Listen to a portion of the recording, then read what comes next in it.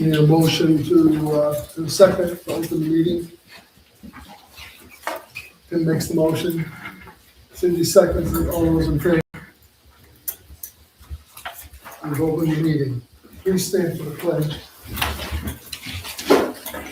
I pledge allegiance to the flag of the United States of America and to the republic for which it stands, one nation, under God, indivisible, with liberty and justice for all.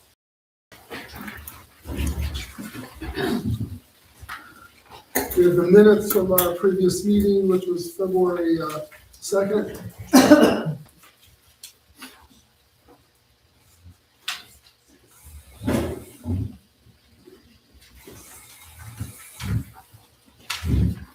They look pretty good, Jill. Any questions? Any concerns?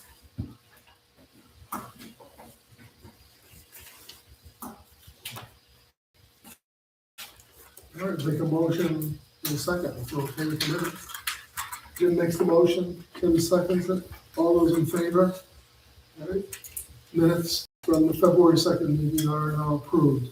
All right, so Vernon Brand, our new assessor, is here. All right, so if you want to come up to the table. Okay, well, You can sit over there. sorry about that. Oh, you're good. Okay, fine, sure. So, we call him Vern, not Vernon. That's right. So he has lots of experience. You know, you've worked in the city of Ogdensburg, you've worked in Messina. I've worked in about 8 counties in 17 years. I've had the smallest to the largest towns. So I've done just about everything. And currently doing, besides Waverly, what are you- Dickinson and Bombay. So I have 3 counties. All kind of along that County Route 5 corridor. Well, that's good, Yeah. that's good. Okay, so, take it away. So I was basically asked to come here and just give a little summary of what I'm doing here, kind of a thing. So as I do in every town that I've worked in for, like I said, over 17 years, it's basically all the same. It's just the names, the places change. Some are smaller, some are bigger. Same approach to all of them, regardless of where I am, or in other words, if a house, I don't care if it's, manufactured, I don't care if it's modular or it's a big house or a small house. I treat it, and there's methods that we use in assessing that, how we look at things and we value them. There's also, I'm not sure if you all know this, so I'll just give you a rough idea. It's basically a 3-year certification with the state Office of Real Property Taxation Services, which reports to Department of Taxation and Finance in Albany. We used to be side by side, and then they decided to jump the line. They became our bosses. That kind of thing. But pretty much it's all the same to me. And we do a continuing education every year. We used to be 24 credits, and they cut it to 12. So we're always trying to keep updated on what's going on. Lots of different things happening in the assessment world. The laws are usually the same. Real property tax laws, there's books of them, there's so many of them. But we try to look at that for council and things like that when things get a little weird. So anyways, that's just a little bit of background. Originally I was an engineer for Xerox, and I did that for 21 years, and this is my second career, so I'm a lot younger than I was. Anyways, so a couple of things, basically, just to give you a couple ideas what's going on. A couple changes of things that happen to a star of the small tax assessment relief. It's a form of a credit on your school tax bill. But since 2016, it became a check program. So pretty much everybody's eligible for that as long as it's your resident, that's where you live. You don't have it somewhere else like in Florida or something like that. If you do, Florida gets real mean. I've seen them do bad things. When people have 2 residences and they claim in both states. There's a hotline number for any new registrations, whether you moved, whether you just got a house or a new residence or whatever. I can email copies of this at some point out if we just want to do it that way. If necessary, there's a hotline number and it's the 518-457-2136, but it's in the paperwork. And it's just basically they took over everything to the extent of any new applications. Anybody new applying for STAR, Enhanced STAR, if you're over 65, if you're under 65, it's Basic STAR. The restrictions on Basic STAR, if anybody's interested, is, it's just about anybody can get it. As long as you're made, I think it changed the numbers twice, quite a bit of money, $250,000 a year. But for Enhanced STAR, income is the adjusted gross income of approximately this year up to $110,000. And it always goes on prior year. It's not the year that you're applying for it. So it's the year that you made the money before. So 65 and older who are not required to file taxes, 1040s and such, state forms, 201s. And because of that, they may keep a record of, what they're beginning, Social Security and or any kind of dividends, interest, things like that.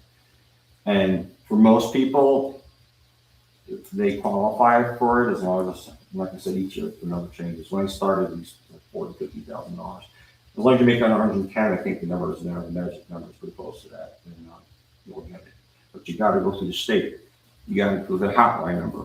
And people who never got, people who are grandfathered in the program, who still get a Basic STAR exemption on their school bill in September, basically, if you still get one of those, you can still upgrade, but you still got to go through the hotline. It used to be the assessors, we walked you through that. We took your income. We did all that. We put it away. We filed it away. The state's not like that anymore. They're like, call us. And when they say, what's your adjusted gross income on line so-and-so, I think you do line 14, they keep changing it. Then they'll say, just tell me what you make. There are a lot of people who don't file. The people who are not required to file because of the income. That's what it's going for originally. People who are not required to file, basically they'll send out a letter. This year they sent out approximately 90,000 letters to all of New York State. Anybody who's not a filer for income tax. And they just say, hey, tell me what you make, break it down, Social Security and name, and if it's 2 hours, 2 columns, sign it, get it back to them within, I think it used to be 30 days, but not 45 days. And they take care of it. And they don't even ask you to send anything along with it, because I think really in front of their computer, they know what you made. But that's just my conspiracy theory. So anyways, I won't do too many of those.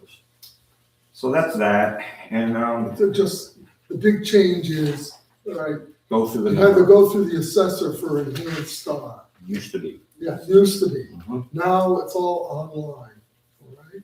And so at least this office was aware of that, and then we make people aware of it, that they go to the Division of Taxation and Finance, New York State, and they'll find it, and then they can apply for it. Some people can do it online, but the thing is, and I tried this years ago when they first started the actual program just to do it on their own. Once you hit one question and it drops you out, you can't give it a good answer. It's like you're gonna have to call the hotline anyways. I tell a lot of people it usually doesn't make sense to even try that, because chances are you're gonna get blocked. It doesn't have every scenario, you know what I mean? Yes? No, it doesn't work. You're right. No, that's what I'm saying. And then when you get to the phone You call, might as well call. they have X amount of people working in Albany. I don't know how many. Sometimes the people get on hold for so long, I feel like it's one. But I'm sure they have a crew of people, because I've worked in hotline stations before, and I know how they work. So, and I used to write the information too. But anyways, to make the questions, but you can't hit all the questions. There's always some variety that comes up. What's that mean? So anyways, the next thing is the real property tax cycle. Let me see if there's anything else on that real quick. Hold on a second. Excuse me, before you go on, Chris. Sure. So if you're already on Enhanced STAR, Nothing to do. nothing you have to do with it. Nope. If the state sends you a letter, if you don't know how to respond to the letter, you could check with the assessment office. You can help you with that if you need help. But in general, it's, if they send it to you, it's because either a couple things, something may have changed to your residence or your money. Maybe it came into a lot of money. I don't know. So they'll see that, but it'd have to be a real lot of money to knock you out of there usually. Doesn't happen a lot, it happens sometimes. But in any event, they handle it, and if you're non-filer, they alternate. Each year they started to do it like randomly. Now they're doing it to everybody. They started this year, so it was over 90,000 letters they sent out. Yeah. Thank you. Yeah, no problem. Any other questions? All right. Since exemptions, there's a real property tax cycle, which I'm not sure what everybody's aware of or not, but essentially each year it starts and it kind of makes this loop. So right now we're in February. So we're coming up on March 1st. March 1st is taxable status date for almost all towns and villages in New York State. There are some few exceptions, but pretty much like in a city or something like that. So what that is, March 1st is what your property looks like March 1st. Should I happen to go by it and see it, and I go, that would be the date where if a demolition was done, or your house burned down, or you raised the roof and you went too high or something like that. So there's probably going to be a valuation change or something like that. What I try to do is find all that stuff and find all the building permits roughly. It's hard to do during the winter, but because of the time frame, like there's a guy who was talking to me the other day about here, and it's up in, I don't know which camp it is, but it's way up in there. It's down towards the next town going that way. Sierra Club. Yeah, it's like right on the border almost. And he's like, well, you're not gonna be able to get there. So I say, send me pictures. If you live there long enough, I'm sure you probably bragged about it one day and send it to somebody and say, hey, this is my camp, Not everybody does that, but a lot of people do. So basically, I like to know what the condition of a property is by then, if I'm gonna make any changes. And then after March 1st, when I get all my building permits in, whether it's a building permit that was given to me by the code enforcement officer, or I just happen to find something, either way, there's going to be evaluation change in some cases. What else? Or demolition or fire, or whatever. Or you removed a trailer, for example. That's another one. I get those all the time.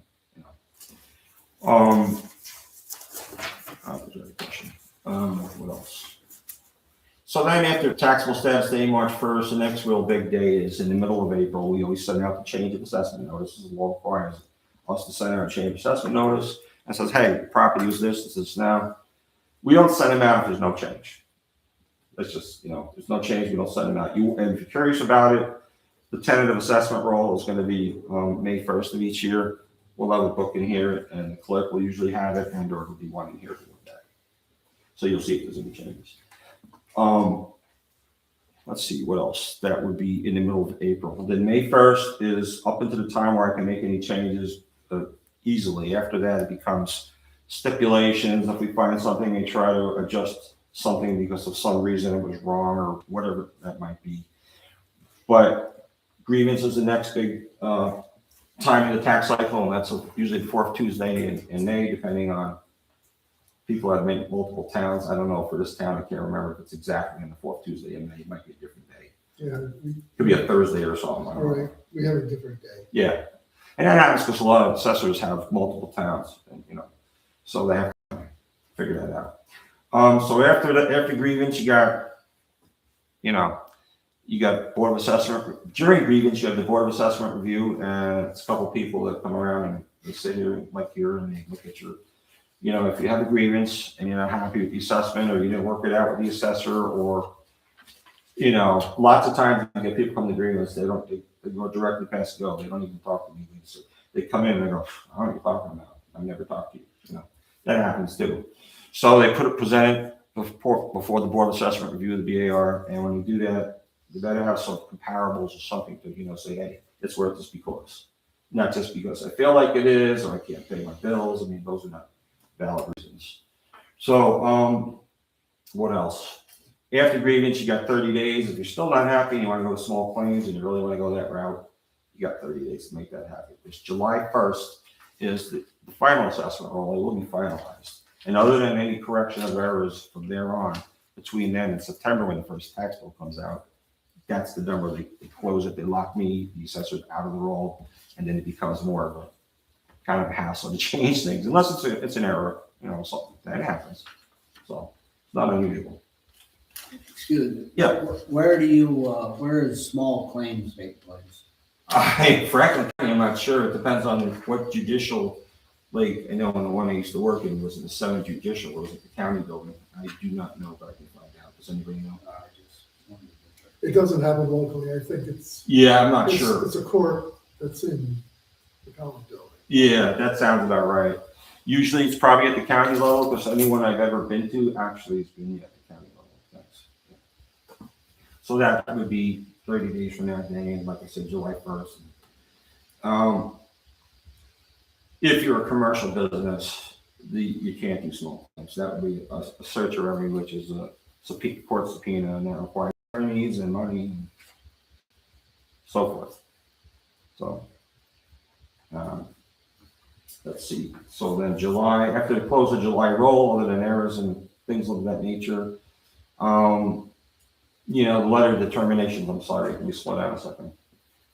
The Board of Assessment Review sends out letters of determination. In other words, they review your information, documentation. They say, hey, either we made no change, we determined it's not going to be changed, or this is going to be changed. And then they send it out to you. But they'll let you know either way. I forget if it's 5 or 10 days after that. But it all kind of it's all in succession. It's one thing after the other. So by the time July is pretty much done, you're looking at tax bills, and that's your tax cycle. September, January. Let's see, is there anything else in there I'm gonna miss? There's a couple of things in there, but they're really not pertinent. That's pretty much the tax cycle. Yeah. Any questions? Revaluation. Revaluation or just valuation? They're two different things. Revaluation. Okay, what about it? If you've been through some. As Yes. assessor. Yes, I have. And, what's your recommendation on revaluation? Takes a lot of energy, a lot of money, a lot of commitments. Takes the board rule. It takes a lot of people to want to do something like that. It's a big deal.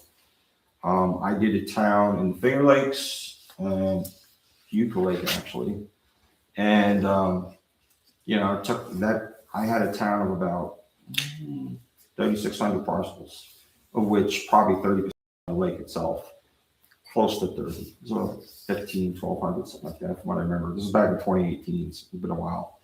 But takes the starting point is collecting the data, seeing what's out there and trying to match it up against what we have on a database, what we see in the file, property record cards, if they're even there. Sometimes they're not. They get misfiled, they disappear. It just happens. But once those kind of things are done, and then you can talk about it, because it's a very timely process to get that going, and it is.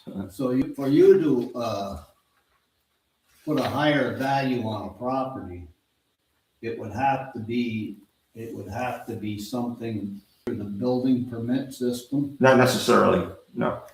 How could you go down the street and revalue someone without looking at the entire 1,000 parcels? What we're looking at is omitted inventory. In other words, if something is omitted from our databases, omitted from our property cards, we can change the value. If there's an addition put on, Yeah. Any changes? any change, Any changes? like, give me something beyond, building. I found a garage behind your house. I never Which if it wasn't on. I never knew about it. Okay, That, for example, will have a value. but if it's in your system, Mhm. and even though it's being put up for sale for 8 times of what it's assessed at, Mhm. what can you do about that? If all the information is on that data card, Yeah. There's, without looking at the entire district or the entire town. so anybody can go fishing. Excuse me? Anybody can go fishing. Anybody can throw a number out there and say, hey, I'm looking for this. Doesn't mean because I see that, I'm gonna match that. That's sales chasing. I don't do that. But if I find something, I'll give you an example. Trying to think which house this was. Might not have been this town. I have one that is twice the square footage of what we know about. I have another one that has an additional second house that we didn't know about. Which is all on the data, it was missing from the data card. Missing because property owners don't necessarily come straight and they don't always tell us about it. They don't ask for permits, they don't tell anybody, it just happens. I found entire houses, not here, entire houses, cottages, brand new. Doesn't matter, if it's there, there's your sign, you're getting a value on it. Yes. Yeah. But if in order for you to, if it's not through the building permit, Mhm. you just can't go and select a house here, a house there. It's not selective assessment to find properties that have additions and changes. Yeah, I totally agree with you on that. Yeah. But when the town gets way out of whack due to someone not doing the job, whether it be the code officer or the assessor, when it gets out of whack like that, Mhm. it's and it goes through a couple of years, Mhm. and it's on the data card. You just can't select that, come back there and select that without looking at all the properties in the district. I don't do selective assessment. I look for omitted inventory. I'm allowed to do that. Every county that I've worked for, every county director I've ever worked with said that I'm within my right to do that. Yeah, I'm asking. It must be because I'm not understanding what you're getting at. But what I'm talking about is if everything is on that data card, Mhm. and there's another house right next door, and they're the same, comparable to square footage and land wise and everything, and one's way out of whack with the other, can you raise that? Okay, so unless we're doing everybody, and we're not Yeah, today, that's what I'm getting at. and unless we're doing that, that's not gonna make a difference. Not gonna make a difference because the equity is so off. Let me put it this way. Probably only 3 towns in all of Franklin County right now are at 100%. Everybody else is in the 50s, worse. And it wasn't that long ago, most were at 100%. Well, It's within the last few years. 2019, everything went crazy, okay? 2019, people are selling 2 to 3 times for what the assessment Yes. was. And you're still getting twice. You know why? Because I know the equalization rate's in the 50s still. It only moved a point or two, but it hasn't moved that much since it got there. And because of that, that means people, on average, are selling for twice as much. And I've seen 3 times as much. I've seen more than that. Now, to straighten all that out and shake out all that equity, that requires a revaluation. We're not there, so we're not doing it. So, we're just gathering what we can, what we see, and, you know, whether there's a permit or not, doesn't matter. It never has. All assessors can do that, and they do. Just explain that last thing you just said to me. Permit or no permit, if I see something there and it hasn't, and it's new and it's, you know, it's gone up without a permit, it's going on. Absolutely. That's all. I can't agree with more of that. That's all. That's And it happens all the time. that's why with our land in the southern part of the town here, Mhm. you got properties with 14,000 acres and a comparable one with 13,000 acres, and there's $200, $300 difference an acre. 14,000 acres. Yeah, we got Jack Ma property, which used to be Ross's Park. We've got Rockefeller Park, which is Bay Pond condominiums now, which is 13,000 acres. And, Wow. and it's all over the place. It will be. And it will be because people pay different prices. And because when the last valuation, I don't know how many years ago it was, I can't tell you. I can tell you the town next door to you was about 16, 17 years ago. So if you're anywhere in that realm, to give you an example, I mean, people were selling $300 to $500 an acre. Now they're getting $1,000 to $3,000 an acre. And that's just the way it There is. isn't any land that doesn't go for $1,000 an acre anymore. I would agree with that. Yeah. And everybody will argue to say that it's only worth less than half of that. But in New York, their average in the town of Waverly is $500 at 60% of full value. Mhm. So you add on another 40% onto that. Mhm. And like I said, we got properties that Bay Pond condominiums took the town of Waverly, they took the town of Santa Clara, they took the town of the school district of Saranac Lake, the school district of St. Regis Falls, and in Franklin County to court, and they won. But the school district had to pay $600,000. That's how they got down to $150 an acre. But you could the assessor could have went back the next year. There's nothing that said in that settlement that it raised them back up. So it's way out of whack. There's people that, like I said, the state of New York pays taxes on land in the town of Waverly. Mm.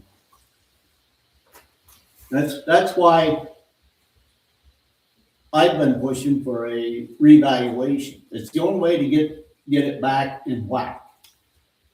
That's correct, but it takes money, time, and effort. Absolutely. And Absolutely. 100% commitment. I will give you an example. I know of a few towns where one board member out of, say, 5 totally disagrees. And I will tell you that assessors that I know, and I'm talking New York State Assessors Association out of Albany, well, actually closer to, suburbs of Albany. I will tell you that in those situations, they don't want to do the reval. Because if you don't have full commitment, there's, it's a bad idea. Because they're going to circumvent, there's going to be problems, it doesn't work. Got to have 100% commitment. Would you agree that once you do that, it gets fairness back into the system? It does, but the problem with the fairness is when you have a town that there are multiple towns, but not just our county, lots of counties. But when you have a town where there's only X amount of manpower or X amount of time, it's very difficult to keep it where it is. I'll give you an example. I went and trained the lady, the assessor for the city of Ogdensburg. I was there for probably 12 months, 6 months 1 year, 6 months the next year. And I will say that even down there, they went through a reval, they spent hundreds of thousands of dollars through the companies, to do this. They hired companies. And let me tell you, they were coming in hot. But the point of the matter was the equalization rate drops really fast. And if it's not done right when it's first done and you don't go over a little bit, as soon as you're done, you drop 5 to 10%. I mean, it happens all the time. And most of that is by the market. It's not because of anything anybody else is doing. Because once I know that you only have one house and this guy's got 2 houses over here and he's paying taxes on 2 and you're paying on, right? That's not the only factor that goes into this. It has to do with the market. So as soon as that market starts moving around, if you don't get it there and then trend at that point where everything's all equal, it goes away. I was supposed to help them trend Ogdensburg at the beginning of the year, but they ran out of funds and they decided not to pay me as a consultant anymore. I was trying to help them understand what they had to do. I had all the paperwork. I was ready to help them, but they said, no, we're not paying anymore. Get the money. Your job as assessor would be on a revaluation would just be to put what data, if we hired a couple of data collectors, Mhm. go out and get all the information, would be to put that information in on the data cards. That's one part of it. That's a piece of it, yes. But actually valuing it and doing all that, everything else, it's a process and a half. And there's probably not enough time to even talk about those processes that go into that. But I mean, usually what they do is an assessor will start with the land table, figure out what the land actually really selling for, and then change all the lands by creating a land table. Once the land table is created, then it goes across all the properties, you know. And at that point, figuring out what the actual dollar per squares of styles of house, condition, there's a whole model behind the scenes that before. Yeah, I mean, Very time consuming. you have to basically go by how old or what condition it's in. Yeah. And it's never gonna be 100% fair. But one other thing, and when you got multiple towns into a school district, Dickinson 2 years ago, my taxes went down, Dickinson's went up. Because of what? Because of the equalization rate. When you have multiple towns in a school district, Mhm. and the equalization rate was down Mhm. for that. And Dickinson is comparable probably in taxes paid to the school district as St. Andrews Falls is. And as the equal, if St. Andrews Falls did a revaluation, got up to 100%, Dickinson would be paying considerably more in tax. This is the same thing that happened with Messina. Because I live in Messina. And Louisville shares village. So Louisville gets village taxes, but they're their own entity. And because of that, their school tax rate is ridiculous. But then they went and did the reval. And Messina still has it. So, yeah, bad stuff happens. Yeah. I know. Yeah. My tax Because rate, of the equalization rate. my tax rate is almost $50 in the village of Messina. Trust me, I know. That's $5,000 for every 100,000. My one last thing is without doing a revaluation, there's no way you're gonna get back to fairness in the town. That's correct. Fairly close. That's correct. I agree. The whole point of it is to shake out the equity. You know, if you're paying too much for something that you don't even have, or it's not even the condition that we think it is, and then somebody's paying not enough and has something way nicer, well, how's that fair? You know what I mean? It's not. So that's the only way to try to do that. And if everyone would do that when it's way out of whack, and would come to the Board of Assessment Review and file a grievance, and then that would almost overwhelm you and the Board of Assessment. Been there, done that, got the scars. I think I had in 3,600 parcels, I probably had over 400, maybe it was 400 grievances, maybe a little bit less. But if you look percent-wise, is it really that bad? No, but is it a lot of work? Oh, yeah. Yeah. It's a lot of work, it's a lot of time. So, yes. Yeah, that's all I got. Thank you. Welcome. Any other questions? So thank you. Okay. Thank you very much. Anybody else got questions for him? Other questions?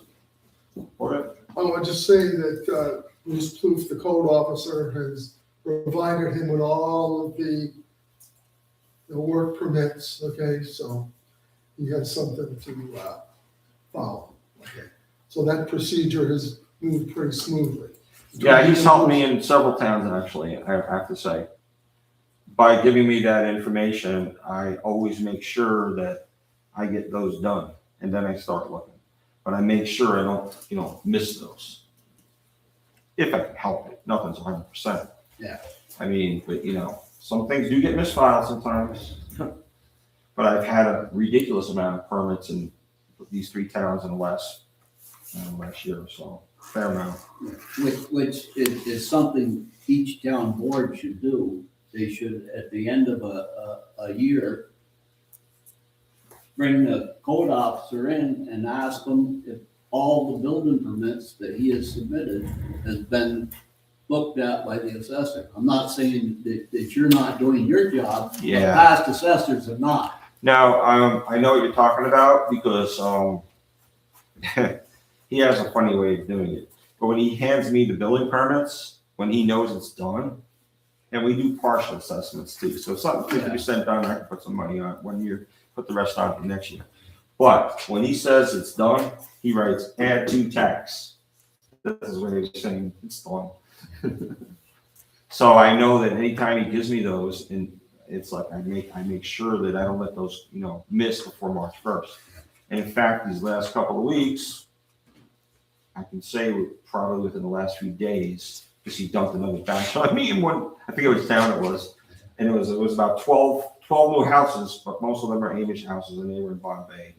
But I had to deal with that. So, those are a little more time consuming than farms and stuff. So, yeah, So thank you, Bernie. you're welcome. Thank you, everybody. Thank you. Yep.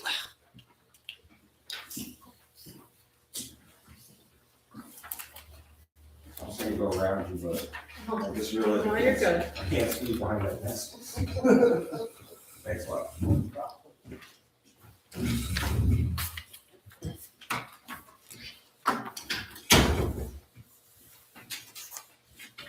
All right, on to the supervisor's report. You've got the financials, all right, through January 1st. Just an added, you'll see some large amounts, okay, deposits, those are taxes, okay, that have been collected and placed into the appropriate budgets.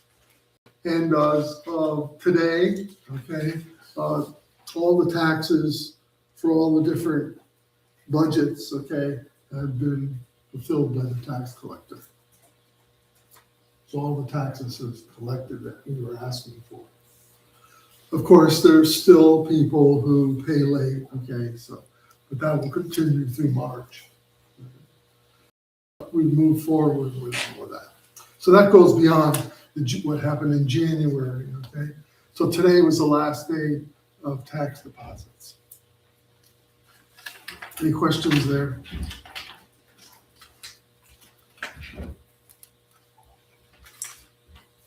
All right, we go to concession payments, all right. The list is small, okay, but I've referred, okay, the people who owe money from 24, 25, they owe from 25, 26, okay. They're in the hands of the attorney, okay, for eviction.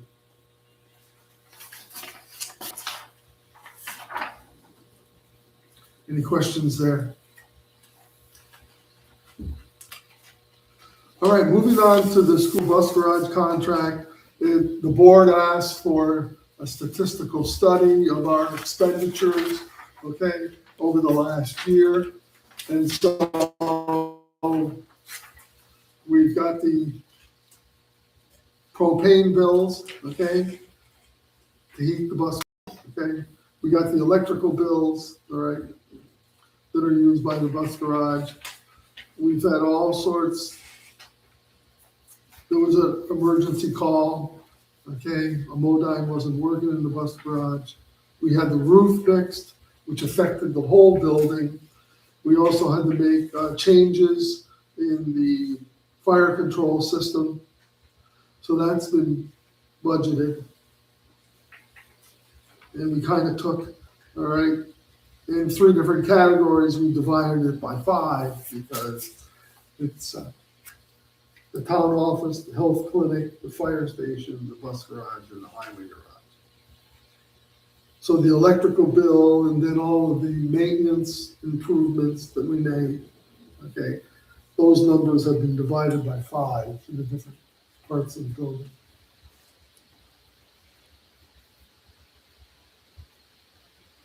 So we come to a total $6,876.72 was spent, okay, on the town of Waverly to maintain that bus garage, approximately.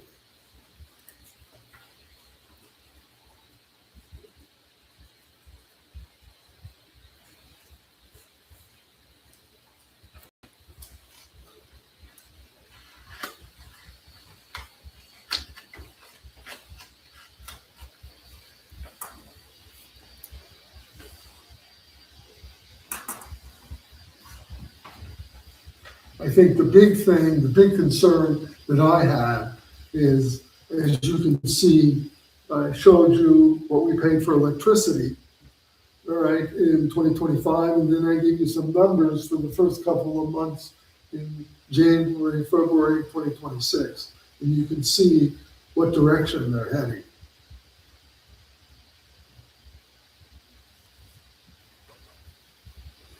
And the health clinic is only open one day a month over here, so they don't use very much power at all.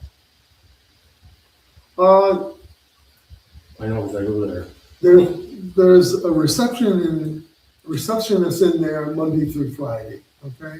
And then on Wednesdays and Thursdays, okay, a nurse comes in and they draw blood, okay? So it's a little bit, there's not a lot of flow in there, but But I know that there's only one PA that comes down here one day a month. right, To- right. Besides the blood work that's done, For an appointment. Yeah, but it's not just sitting empty, it is being used. yes, yes. And they're paying us $1,000 a month, okay? I'm just saying, For that. for spreading out the electrical bill, they use a lot less than what we have down here. Right, So the other ones would use more. right. And I did the best I could. I know you did, I know. I'm Because saying- making the there point. should be separate meters in every part, and then we know exactly what we're Yeah. doing. But it's one meter for this whole building. But at least it gives us a general idea. Yes, yes.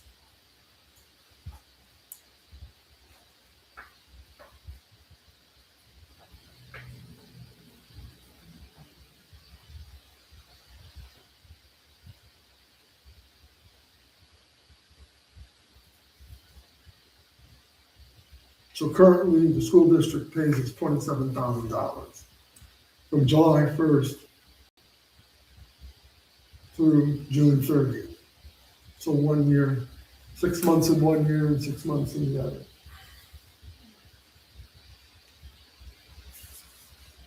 And that's what we pretty much asked for, okay, in recent years, okay, is $1,000 increase.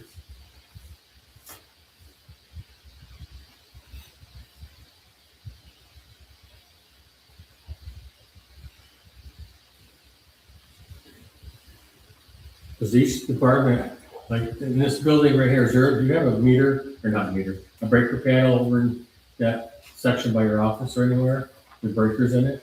There's breakers, yes. Okay, And there's one in the doctor's office, is there? I do believe so.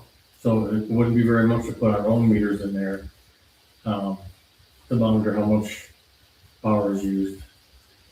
I know there's separate meters, okay, in the bus garage and the highway garage. There's probably a separate box in the fire department too. So it would be controlled by National Grid, but I know even, you can put your own at your house too if you don't, because I looked that up. They're not that much to put your own meter in. And if you think there's a big discrepancy on who's using more for power, you just get sure, like, you can read the meter yourself, or somebody could read it. That's something to consider for the future. Anyway.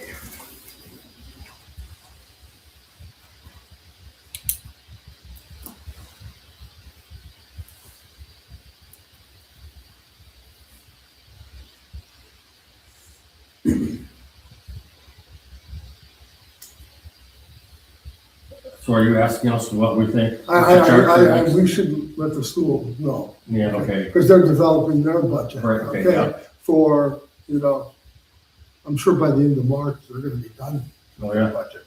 yeah, they're gonna wanna know.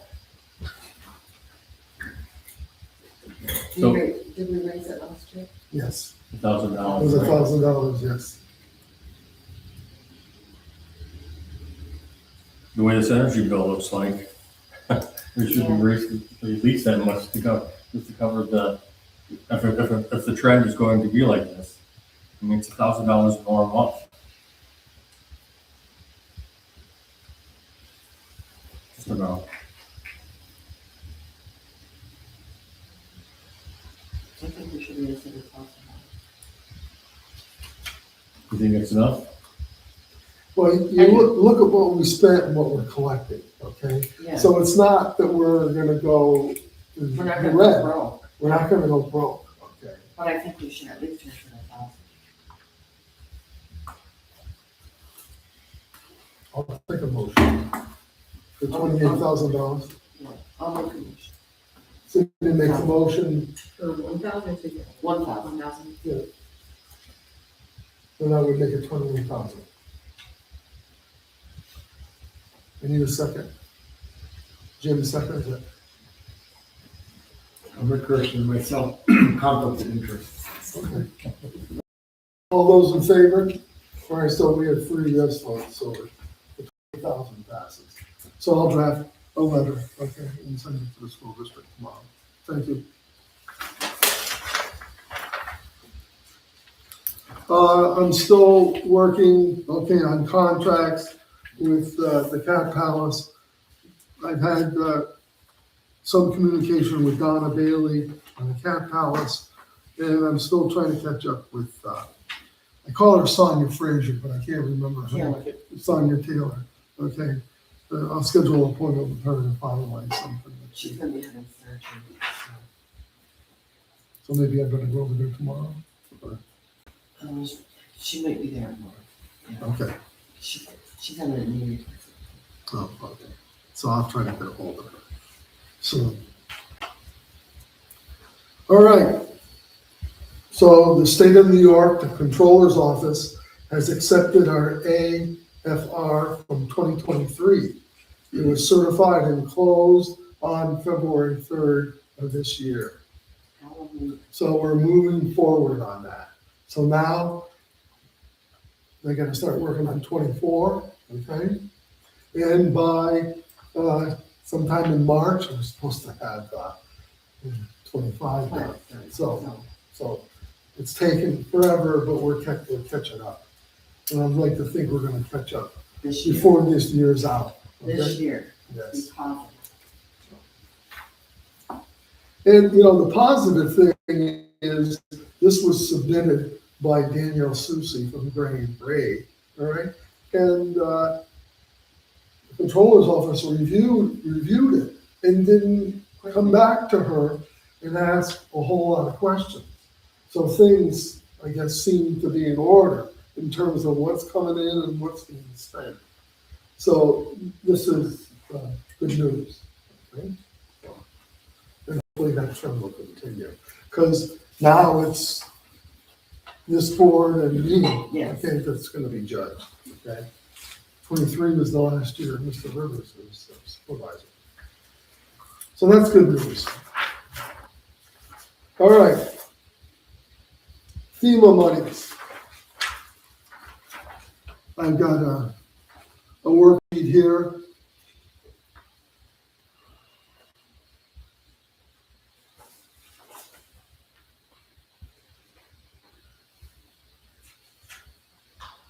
And we're very close to closing out all of the projects.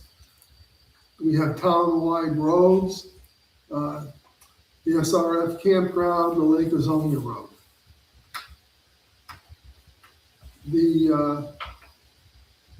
The federal FEMA money from all of those projects will be $208,974.68.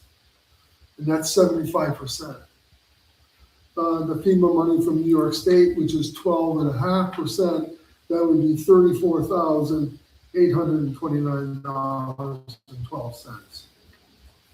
So the total reimbursement from the federal government in the state of New York, the town of Waverly could receive $243,803.80. these three final projects, multiple stages of review. The state FEMA people check it over, all right? Then it goes to the feds, all right? And nothing's come back in terms of questions or to redo anything. But that's what we have. It's possibly coming back. The money that's already been paid, okay, is that the initial emergency cost, which was over almost $23,000, we've collected in the federal money, all right, and it's in the highway department, which was $17,234.29.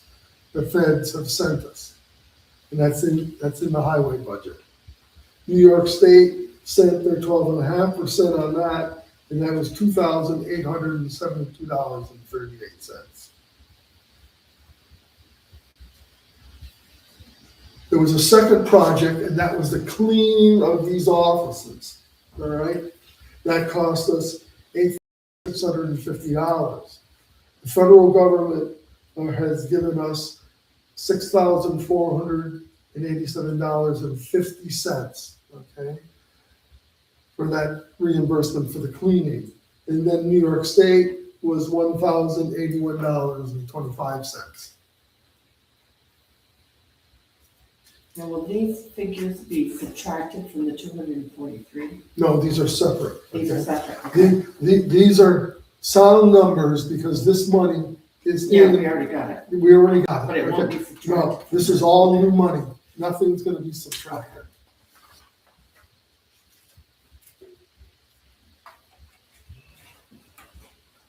So that's a total look of where we are with all our FEMA money. There's one last thing we're gonna have to do, is you get a stipend, you put down all the hours that you put down working on these projects. So I can do that as an administrator, Roger can do that as the highway superintendent, and then Tricia, because she administratively helped me, so we'll be submitting those hours, and that'll be the final thing. In fact, we've been told, go ahead and start filling out the paperwork for that. How much is that gonna come? I don't think there's gonna be big money, but there'll be some money, somebody.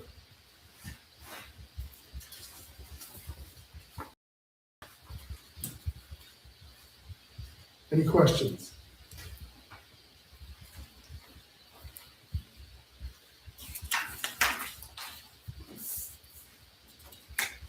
So I know this was a big bone of contention between Roger and myself, but what you see there, if these numbers stand up, that $243,803.80 should go to the highway department.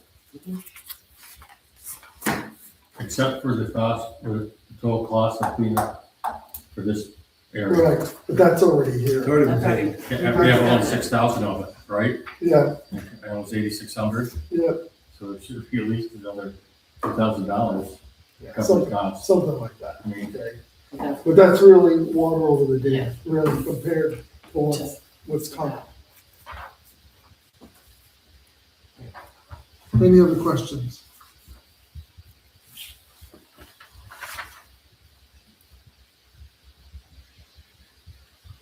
All right, the Modine for the bus garage has been installed, but as things go, all right, it was sent, all right, to work with natural gas, okay? Shit. So now the company, they're sending them a kit to change it to propane. Okay, so we're still waiting for the propane parts to come in and they're gonna switch them out. so this And is, then we'll be connected. All right, so that's the glitch we got there.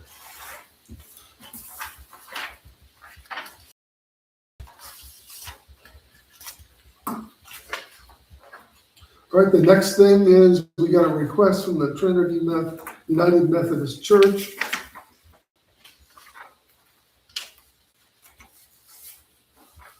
They would like, exemption from water and sewer fee.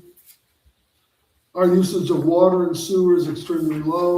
The only time we use any is during our monthly community dinners. The fee is very expensive, and we look at the amount of water used and the waste produced each year compared to other businesses and households. On behalf of the Trinity United Methodist Church, we thank you for your time and your consideration. Cynthia Ozier, Financial Secretary.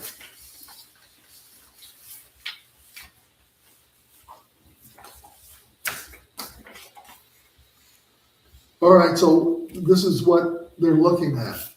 They pay a sewer tax, and they're not asking, okay, to be eliminated. And if you look at the notes, the sewer tax that they paid this January was $66.63.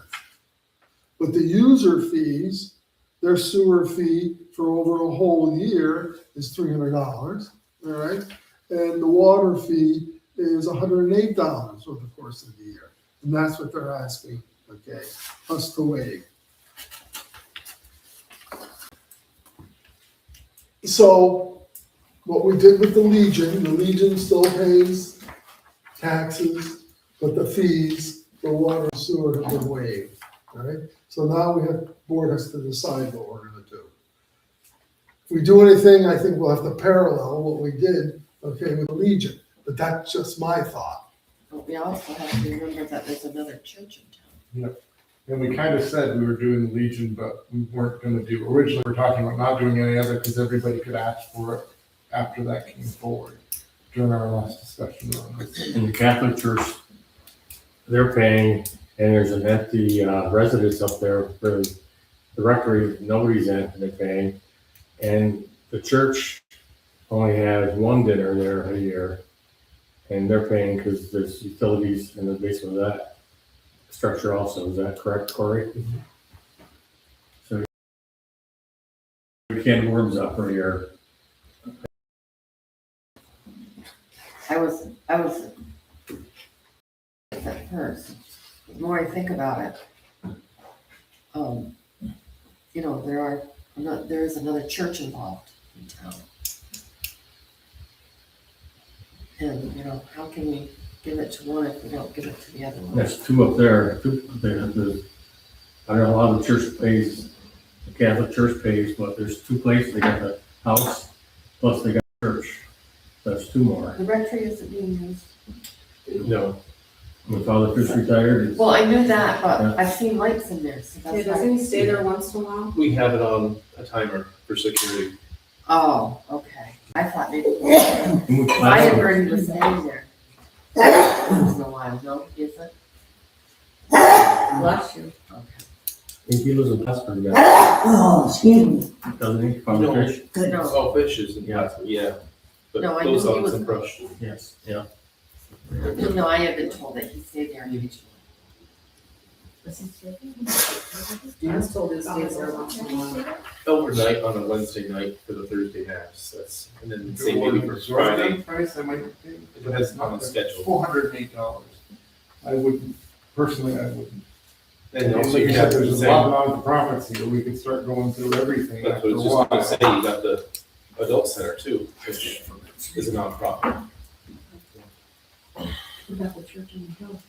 They're We're out out of of district. They're out of the We have water our and own sewer water. district. These are water and sewer district issues. It can be less than the first. It can Do be we less. want to just think about it?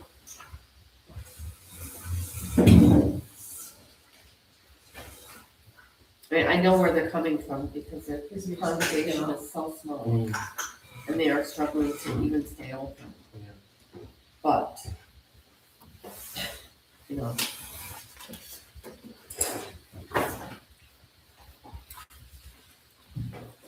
I mean, if we do it for one church, it's gonna be expected to be done for the other as well.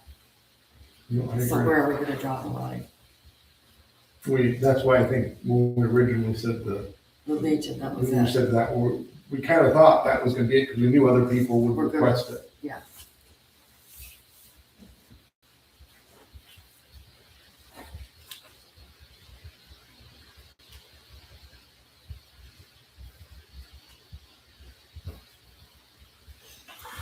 if you want to make a motion, okay, to decline, refuse their request.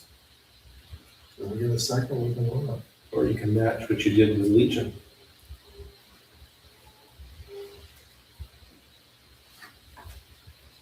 I don't know if we can do that. I'm gonna vote to, like I said, I knew we were gonna come back up with this, and that's why we kind of made a decision then that it was just going to be Legion and nothing else. And we knew that we were gonna have an offer, so I would make a motion to recline the offer. Second? Jim seconds it. All those in favor, declining it? Got it, Joe? Thank you.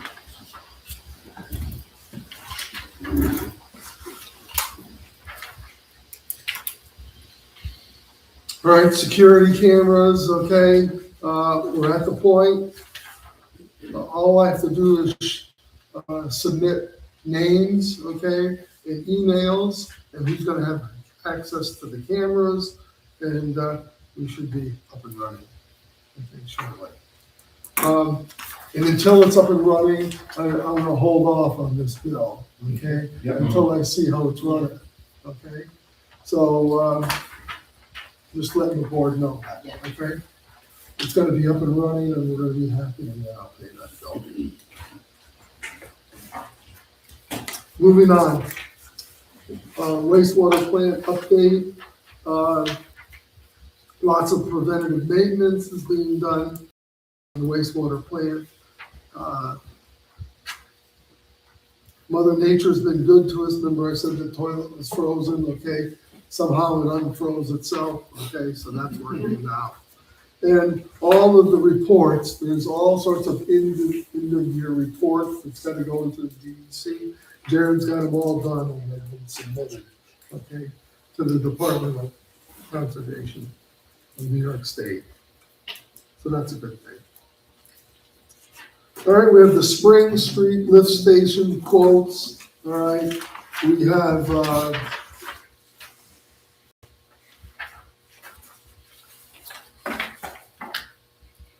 worked closely with an engineer, okay, a guy named Michael Christie, who works for Tisdale. He's an engineer. Plans of the lift station, all right, and has advised, okay, Tony LaRue and Jared Brockway of what they need to do.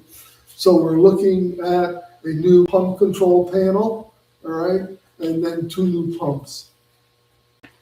And you have quotes here, okay, from Granger, Pump Products, Holbert Supply, and Supply House. So basically, we're gutting electrical that's there, putting a new electrical panel in to control the pumps. And that lift station has been a constant problem for this town, even before I was supervisor. Yeah, it's been So forever. this plan, okay, if it should work, okay, we should see the green on that panel when they fix this. No more red lights. No more red lights is the plan.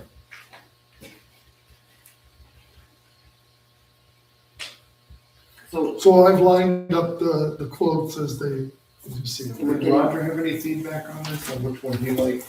I know nothing about pumps, I'll be honest with you, I could look at it and not know if it's a $2 pump or $10,000. It's all the same pump.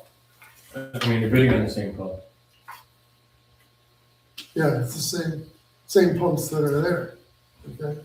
No, but these 3 companies, they're all supplying the same pump.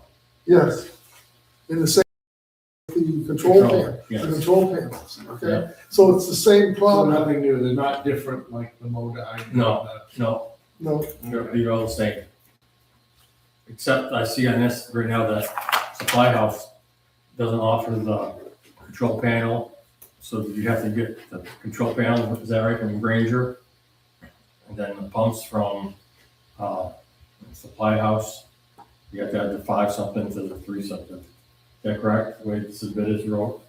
Well, no, we can get everything from Holbert Supply, Yeah, and it's the lower prices. Holbert and Pump Products are the two that can supply the pumps and the control panel. Yes, Where Supply House can just give us the pump, and then Granger just has the control panel. that is correct.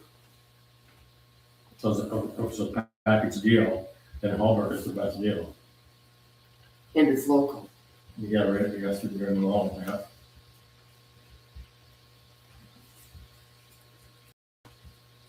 That's what I would say. So I would say go with Holbert. You know, Roger did give me his feelings on this, okay? But he had more of a tendency to put a pump there, okay, and pump it out. But we needed a generator, okay, to pump it out and push it into the sewer line. So he had an idea, but it's like a temporary solution, okay? This here we're looking at, okay, a permanent solution. And you said that Jared and Tony are gonna do this. Yes.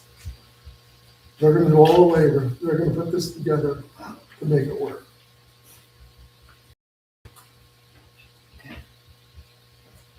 So that's gonna save us quite a bit of money.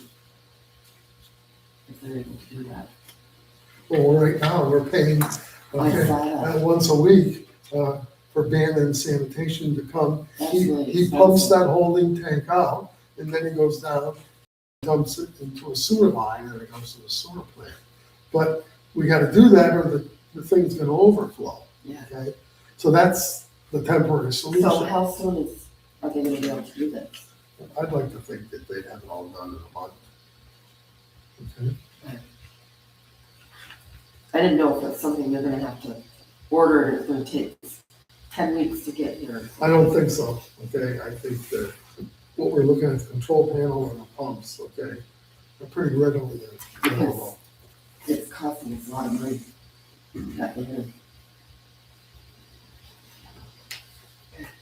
It has to be done, Oh, when yeah. the system's gonna collapse. Yeah.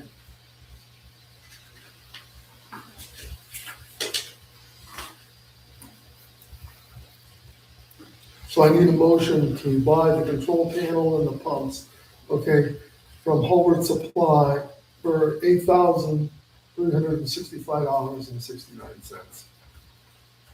Tim makes the motion, Cindy seconds it, all those in favor? Okay. Thank you. Go over Hobart Supply.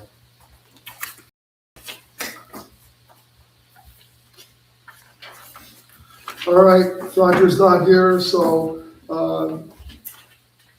highways, the guys are, of course, they're very busy when it snows and we have ice, all right? And so, I think the department is pleased because it's gonna be a relief so to have a third guy. So to hire a third guy to work in the highway department, okay, is welcome relief for the guys that are there. Plus, we're kind of running on the edge with Roger and two guys, because what if somebody gets sick? Where are we gonna be? All right? Deeper in the hole, okay? So I think there's a good feeling about hiring a third guy. One of the changes they're looking at doing, and it's not a lot of money, they're buying cameras for the big dump truck, plow trucks. And they're only about $109 a piece. They're, Dash cams, right? yes, dash cams. So if they get into an accident or if something gets hit, it's Right. on the camera. It's on the camera. So this is a security thing, all right? And it's a safety thing because what happens, hopefully will be recorded by the camera. And it's not that expensive. And what will it do? Just keep recycling itself? I would assume so. Okay. I didn't ask Roger, okay, about that particular phase of it, okay? But I agree that it's probably a good investment.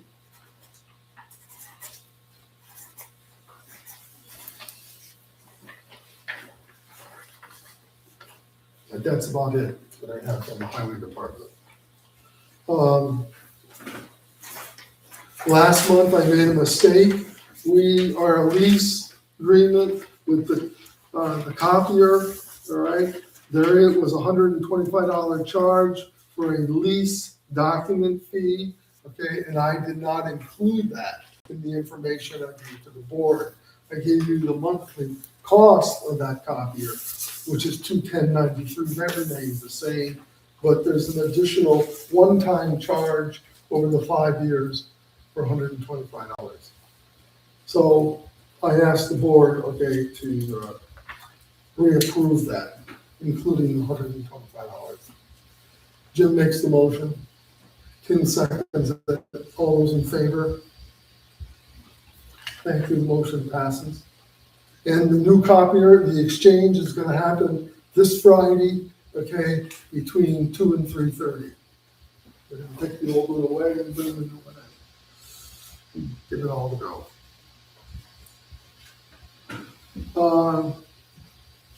This was another thing, we passed, okay, the judge's financial report for 2025. We all reviewed it, okay, and we signed off on it, but it should have been as a resolution. So Jill, what's our magical number for the resolution? 31. Okay, so this is resolution 31. So we did that, okay, in early February, but now we have to do it as a resolution. So I'm looking for a motion for resolution 31. Tim makes the motion, Cindy seconds it. All those in favor? Resolution 31 passes. All right, Thomas Brown, okay, is willing to come back and work for the town of Waverly. Roger Harkins recommending it, I'm recommending it because we need somebody who's got a CDL and he's also got experience working the big pond dump trucks.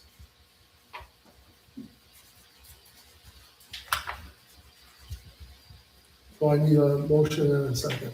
When he starts again, he starts right from scratch as far as he's on 6 months probation again, and That is correct. that's, because nothing, okay, That is clear. start from zero. Roger and I, and we're all on it, okay? He's got a 6-month probationary period, Okay, starting today, okay?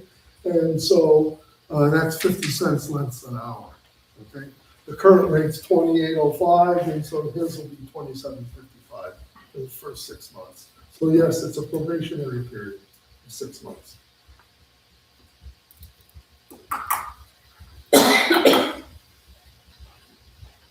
Jim makes the motion, Tim seconds it. All those in favor? Anybody against? Cindy is a no. But with the 3 votes, he's going to pass it as an employee of the town. Public and board comments. The phone just went silent. Good stuff. Is Roger all done coming to meetings? He kind of reports to me, okay? Like today, he reported to me, so. It's hard to say. It's hard to say. Yeah. I've been trying to It would encourage be him. nice to have him come back and give his own report, and I would like to have him come back. And I'd also like to thank Roger and Noel and Sean Tebow. Sean for doing an excellent job being down one man through the winter. They kept the roads in excellent shape, and They've done a very good job. they did a very good job. That's all I got. Anybody else?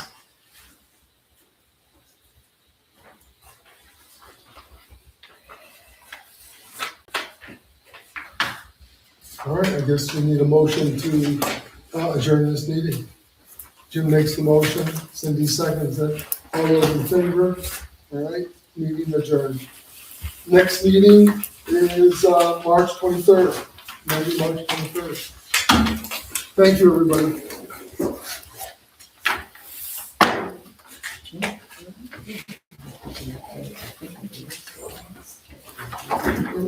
Sorry. I have no idea. Right? I haven't heard a thing. I don't know On the what's back going porch, we got, You didn't, you don't remember I did